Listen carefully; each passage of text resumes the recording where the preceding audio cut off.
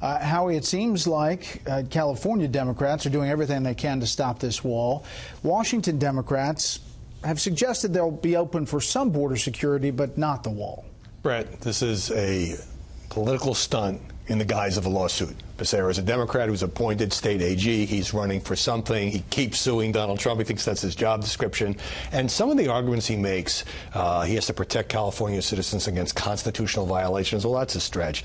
He thinks this is going to hurt California's tourism industry by keeping out illegal immigrants. That's a joke. He might have a case on the environmental regulations, but we don't have a blueprint for this thing. So clearly, this is about California politics more than anything else. And it seems that the president is committed to this, no matter what.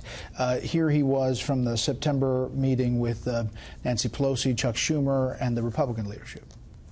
The wall will come later. We're right now renovating large sections of wall, massive sections, making it brand new. We're doing a lot of renovation. We're building 4 different samples of the wall to see which one we're going to choose, and the wall is going to be built. It'll be funded a little bit later. Tom. Yeah, look, the wall, if the appropriations come, will be built. And I think the broader issue here is that, yes, this is complete political showmanship on the part of not just the Attorney General, but other Democrats who are trying to oppose this.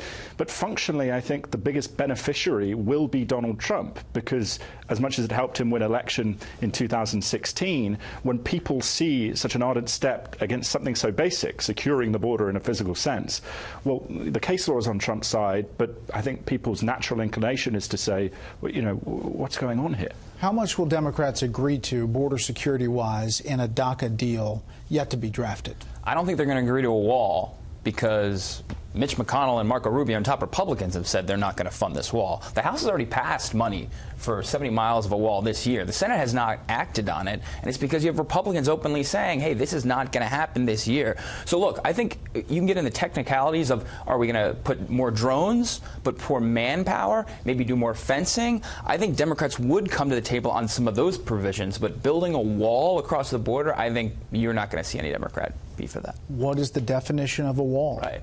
Right. Is that where we're going? Well, depends on what the meaning of is. Look, it was a big win for Chuck and Nancy to get President Trump to agree to save the DACA program in exchange for this amorphous enhanced border security. But he excluded the wall from that. He said, we'll deal with that at another time. It's going to be hard for him to get this money, especially now we have to spend billions more on all these hurricanes and aid to Texas and Florida and other affected states. You look at the latest Wall Street Journal poll, NBC poll, 71% approve of the negotiation with Democrats. That's a big number. It is. You know, Trump's unpredictability is helping him in that sense. I mean, I think it's helping him a bit with North Korea as well. But I think one of the challenges the president is going to face, and it comes back whether we talk about healthcare, tax reform, big ticket items, whether it be the wall, things he pledged, he needs to get something through this year.